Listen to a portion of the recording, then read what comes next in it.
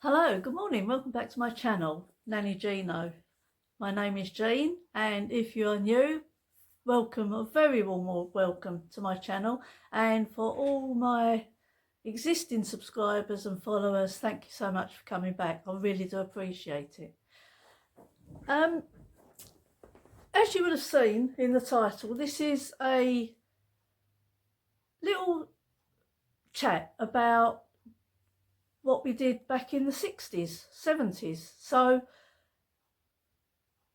I know there's been a few up. So the Sunday Sunshine ladies did it. I've had this planned for a few weeks. Then the Sunday Sunshine ladies did it. So I thought, okay, I'll leave it. And so I'm doing it today. But Lynn at Nana M, lovely Lynn, she did it on Sunday. Hopefully it's a little bit different. A lot of it will be the same because this is what we did back in the 60s, 70s. So I hope that's okay. You may get some crossovers because, you know, that's what it was. So let me start at the beginning. I've got my notes, so I've made a few notes. I will try where I can to put some photos in. Here somewhere. So let's start at the very beginning. A very good place to start. Okay, so I was born in southeast London in 1956. I was born at home. I was 3 weeks early. So Mum wasn't expecting me that early. And it was November, end of November. So I wasn't due until the second week in December. So it was a little bit of a shock, I think, me coming that early. And my mum and dad lived in a council house with my nan. It was my nan's council house, and my mum and dad lived with my nan. My granddad had died about 5 years before, 6 years actually, before I was born.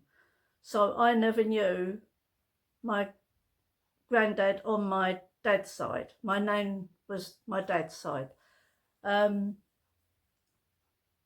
when Mum married Dad, she came over from Ireland and they lived with my nan. And my nan was the most gentle person you could ever meet. I mean, lovely, lovely lady. She lived into her 80s. Yeah, so it was a council house. Mum and Dad lived with my nan. They had my 2 older brothers and then me.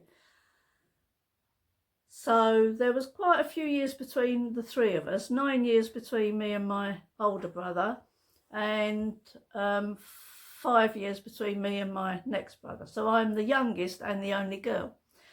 Now, I didn't get spoiled as in material things or even monetary things, but there was so much love. And I mean, it was just time and love.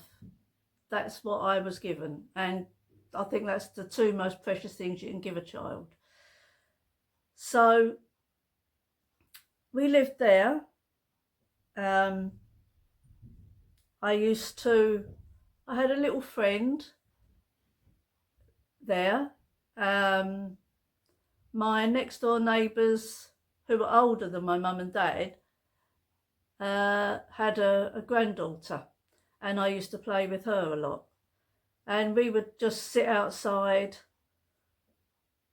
on the doorstep playing with our prams and our dolls, and I mean, it was just really, really lovely. I had a doll, a little doll. I'll put a picture of, it's not exactly the same, but this is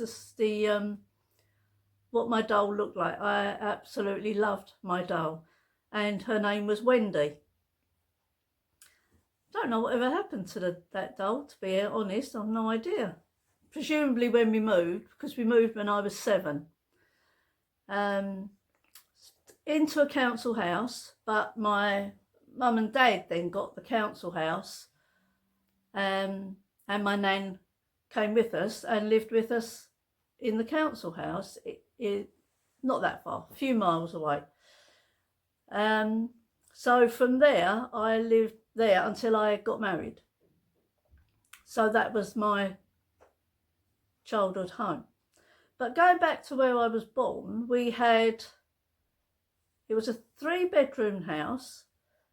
The toilet was outside, but you had a front room, a back room, a kitchen, and then a little scullery, which was freezing. But that's where the milk and the butter and that was all kept. And also some of the washing things. I mean, we had no washing machines, obviously, back then. So everything was done by hand. But I remember Mum, and my nan had, had a washboard that they used to scrub the washing against. And then Mum would use a mangle to get all the water out, then hang it out on the line. But everything was done by hand. Everything was done by hand. We don't know how lucky we are today to have all these mod cons, do we? We just take everything for granted. But back then, it was hard work. So, yeah, my mum and my nan used to do the washing between them. Excuse me. And then we'd have, in the back room, we'd have a little telly with the aerial. And do you remember the aerial? You used to have to move it about to get the picture. Yeah, and in the front room was the best room. And I don't think we very often went in the front room, to be honest with you. Our Christmases were always in the back room, which is where the tree was. And there would always be presents. I mean, from a very early age, I can't remember all the things I got, but there was always a fair few presents under the tree for us 3 children. And so some of the earliest memories in the first house where I was born was, I would have been probably 5, 6 maybe, and my brother's friend came to the door, knocked on the door to see my brother, who would have been 11, 12, something like that, and he'd broken his leg and he had a plaster cast on from near enough the top of his leg to his ankle. Freaked me out. It really, I've never seen it before. It really, really freaked me out. I hadn't, anyway, so that was that. I went off screaming. Also in that house, I used to, when my nan went to bed, or getting ready for bed, I used to go and stand at the bottom of her bed and jump up and down and then tumble round onto the bed. Did that most nights. And this one particular night, I hurt my foot. I may have told you this already in a previous video, so if you've been here for a while, you'll know this story. And my foot hurt so much. So my mum was rubbing my foot. And every day she would say, put your foot down, Jean, put your foot down. Otherwise you'll be walking on your toes for the rest of your life. Put your foot down. And I tried and I tried and I couldn't. It hurt so much. And my poor mum was rubbing under my foot, on the sole of my foot. And my poor mum was rubbing and rubbing all the time to make it better. In the end, I couldn't walk. And my mum carried me to the hospital.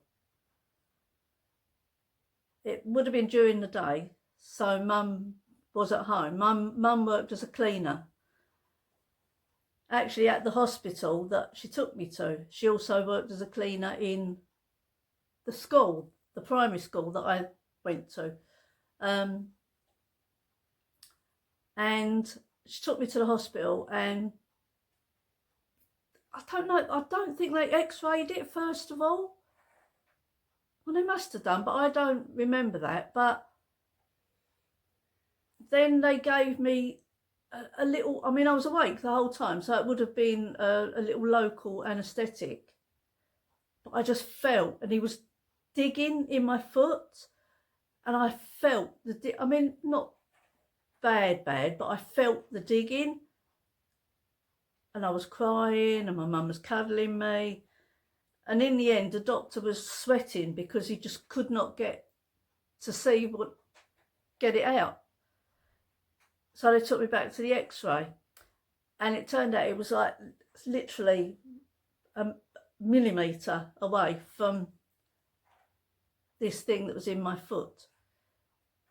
And back we went again, and he dug again, and he did get it out, and it turned out to be a broken half of a rusty needle. My nan was forever sewing and darning and all that, so obviously at some point a needle had been dropped, and it must have been sticking up, and boom, I stepped in it. And sorry, my husband's phone was going. Yes, so they dug it out, and my foot was bandaged, and then someone at the hospital who knew my mum gave us a lift home. I don't remember whether I could walk on it after that, or I can't remember afterwards, but I just remember the pain that I was in with this little needle in my foot. And to this day, I never go anywhere without my slippers on. It's very rare you'll see me walking about without slippers on. Because it was so sore, so sore. And my mum thought she was doing the right thing by rubbing my foot. Little did we know, she knew, that doctors knew, every time she rubbed my foot, she was rubbing the needle further in my foot. Bless her heart. She was just trying to help me and make it all better. Yeah, so that is a couple of my first memories in that house.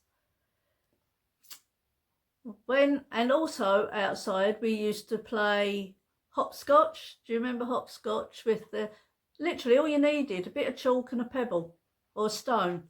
That was it, and we would be entertained for hours. I loved hopscotch, and me and my friend used to do that we could be all day playing hopscotch, and it was brilliant. After that, another thing in that house, we didn't go out a lot. We always had a holiday. Every year we would have a holiday.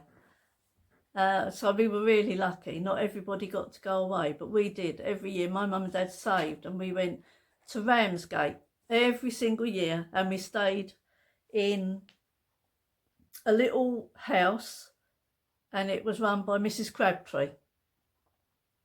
Never forget her name.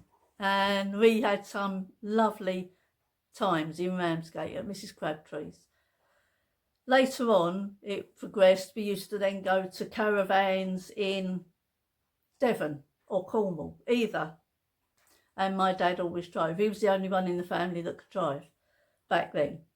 So, yeah, and we would go to Devon or Cornwall after that. And then we moved, like I say, when I was 7.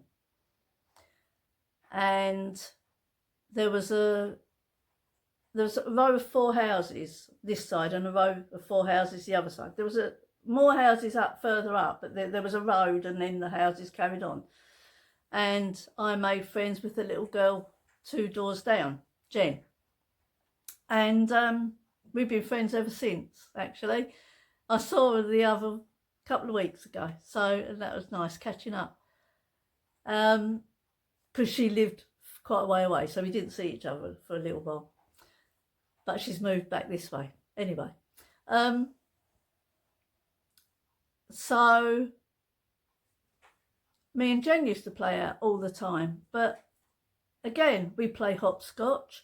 We had a conker tree right outside our house. Big thing it was, so tall. And conker season, they'd all fall down.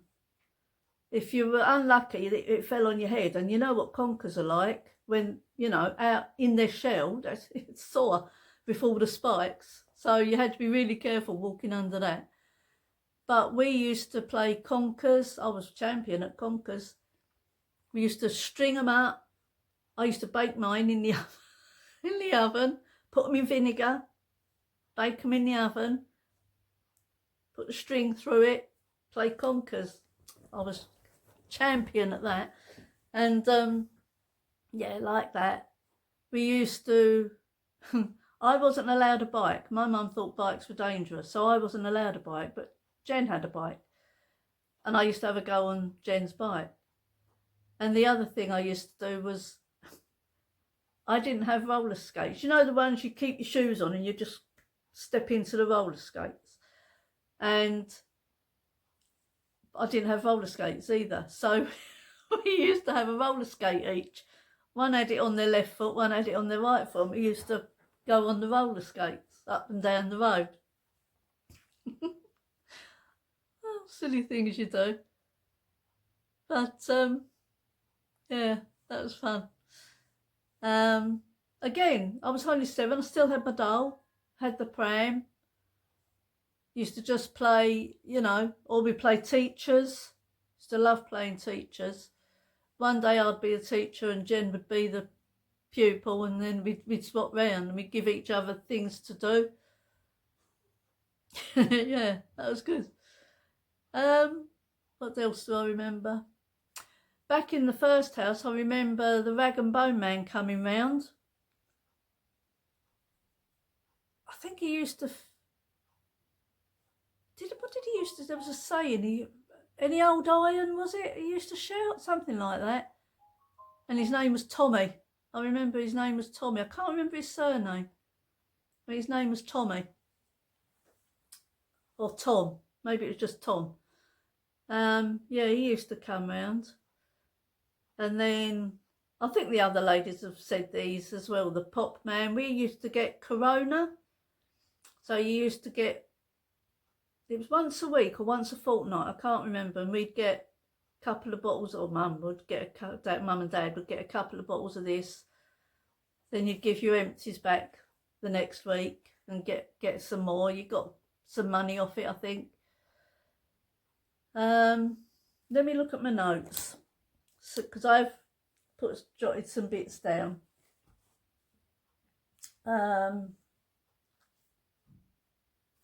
Also, back in the first house, I've just thought of this, we had a coal fire, and it was my nan that got up my nan used to get up at crack of dawn. My nan would get up and stoke the fire, so she'd get all the old ash out, clear it all. Bless her heart, she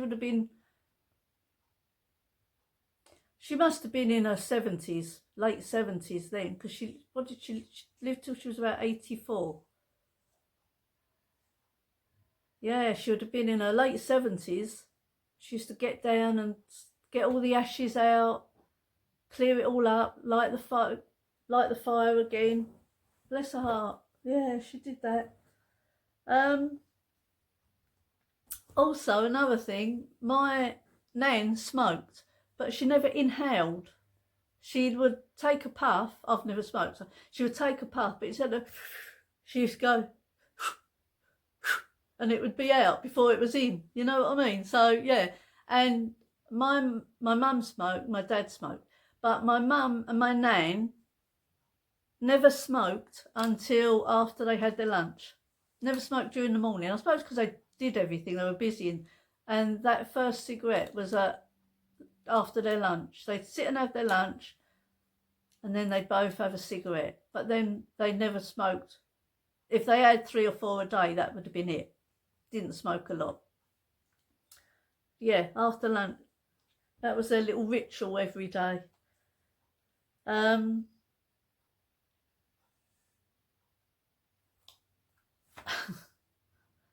Another thing I remember back in the other house before we moved was one of my brothers very accident prone, and one day he was outside our house and he was shouting out for mum. Mum ran out and all she saw was blood running down his face.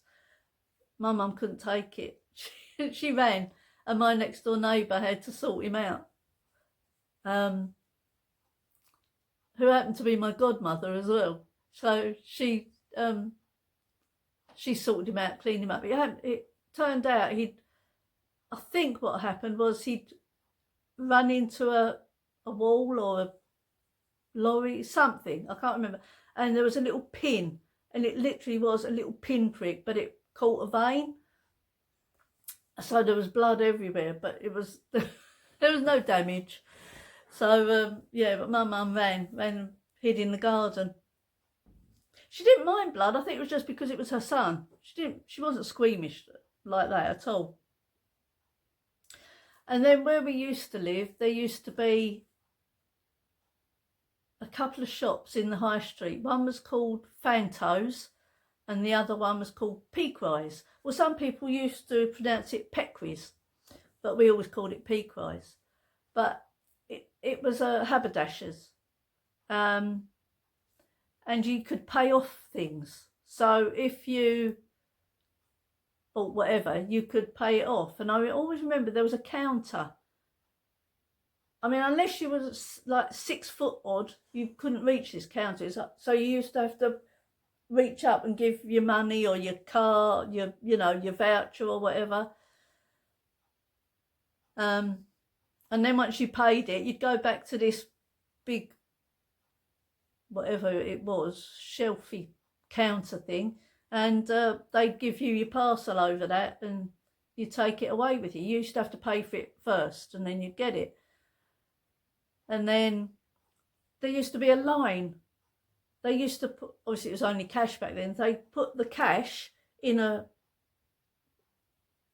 container, slip it in this hole, and it would go up and around. So all the cash would go, I suppose, to the office to be counted and bookkeeping and whatever. Yeah. And I remember another time in our first house. I think I was going to tell you this earlier and I didn't. And we never used to go out much, but if my nan went out, my nan would put on a hat and a coat and gloves. But my nan was away this particular week when I'm going to tell you what happened. And she was down with my cousin. And my brother was looking after me at home. My mum had gone out shopping, literally round the corner. As it turned out, my brother wasn't looking after me. My mum said she needed to go out. She used to go out shopping every day. She'd go and get her meat in one shop, a veg in another shop. Do you know what I mean? You had your butchers, your bakers, your greengrocers, ironmongers, little sweet shop. There was a row of them. And literally 2 or 3 minutes walk from our house. It wasn't far away. But my mum needed to get things to have for our dinner because she did it every day. So my nan was away. And my mum told me that my brother was in the toilet, which, if you remember, was an outside toilet in the backyard. Well, back garden. And I was like, okay. And he's in the toilet. She went, yeah, I'll be back in a couple of minutes. He's in the toilet, don't worry. Anyway, Mum went. Now I'm talking about early 60s here. I was probably 5, 6. and our neighbours were out in the front as well. So they would have kept an eye. So anyway, I was busy playing whatever for a few minutes, and then I thought, he's not come in yet. So I went outside and I knocked on the toilet door, called his name. No answer. Knock, knock, knock again. No answer. So I gingerly opened the toilet door and he wasn't in it. So I ran back in the house to see if he was in the house. I couldn't find him. So I thought, I need Mum. I'll go and get Mum. So I went upstairs into my nan's bedroom, and because I was going out, I grabbed her hat and I grabbed her coat, which was on the floor, and I went out to find my mum because I knew where she'd be. It was literally 1 or 2 minutes walk. But so she'd gone this way and up and round and come back that way. So I went that way. So obviously I was behind her.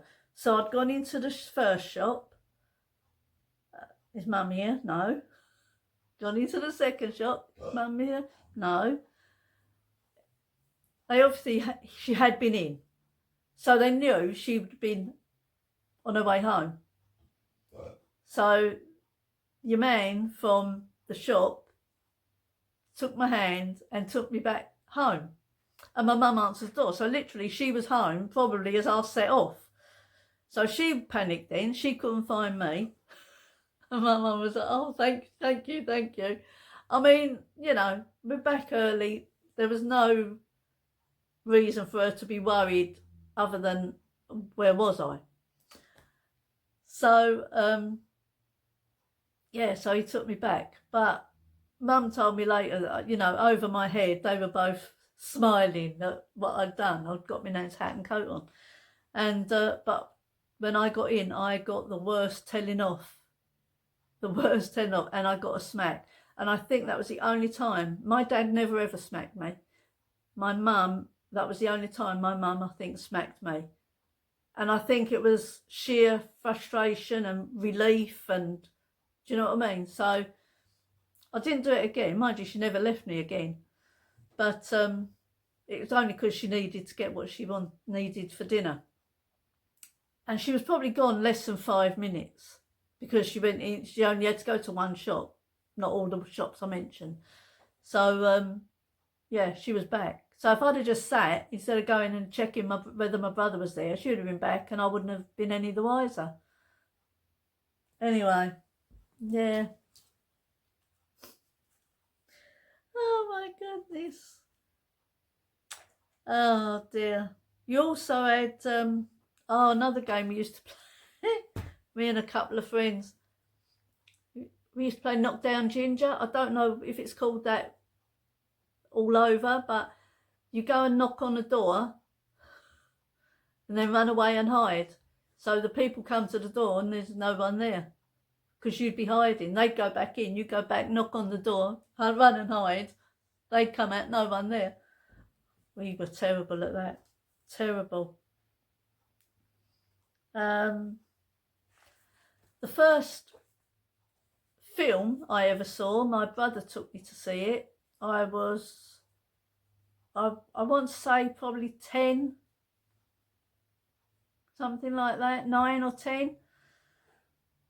And it was Snow White and the Seven Dwarfs. That was the first film I ever saw at the cinema. So that would have been early 60s, very early 60s. Yeah, 64, 65, something like that. Sorry, I'm just looking at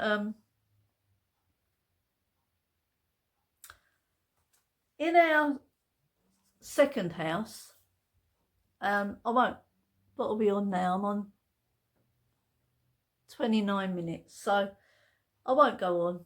But in our second house, my mum had a pantry.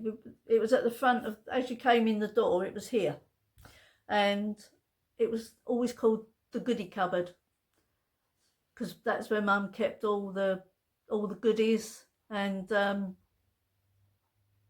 like the biscuits, the sweets, the cakes and all that. I mean, this was when I was teenager, and my nieces today still talk about it. And I think it was, they used to make out it was a rocket. They'd go in and close the door, and if I'm right, I'm not sure if I'm right on this bit, they used to make out it was a rocket and it was going to take off or something like that. I can't remember now, but they had great fun going in my mum's pantry. Do you remember that? Oh, the first record I ever bought,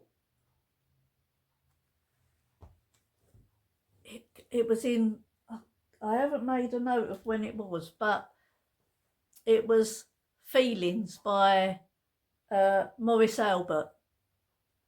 I played this record over and over and over. In the end, my dad got so sick of it, he was like, Jean, please, just stop with the feelings now. We've had enough feelings to last us a lifetime. But that was it. That was my first record. So my brother bought loads of records. He was always buying records, the singles. And yeah, that was the first one I ever bought. Played it to death. Absolutely played it to death. I've still got it. So, yeah, I mean, there's lots of different things, isn't there? We used to play, and it was just, you had the freedom. You didn't have to worry. If your children were out, you didn't have to worry. There was nothing that was ever going to, you know, other than they'd be out too late, or, but parents didn't want, not like today. You can't let your children out today. I mean, even when mine were younger, if mine were out the front playing, I was out the front watching. I would sit on our doorstep and I would watch them, and they were only allowed to go a certain way that way and a certain way that way, where I could see them. I didn't let my children out my sight, and but that was in the 90s really, 80s, well 90s really. So, but back then you were out all the time. You came back for something to eat, that was it. I mean, I never veered away. I wasn't that sort of girl. I would stay on my doorstep or within the boundary of my house, or the couple of houses next to me. I wouldn't go further afield than that. I was a very introvert, very, very introvert. And I still don't particularly crave adventure, or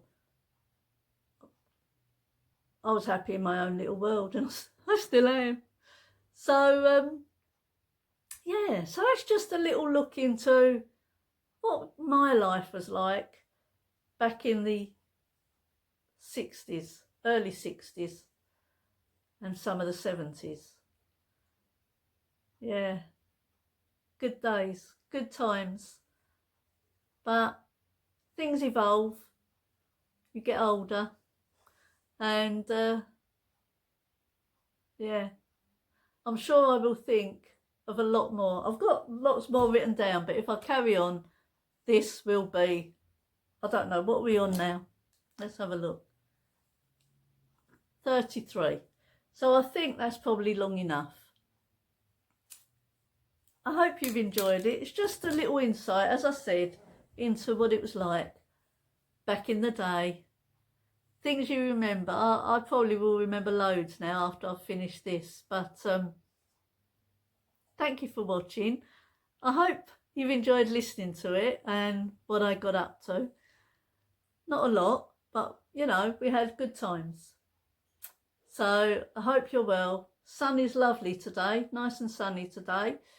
And thank you ever so much for watching. Please do all the good things you do for me. I really, really do appreciate it. And I will see you next time. Take care. Bye.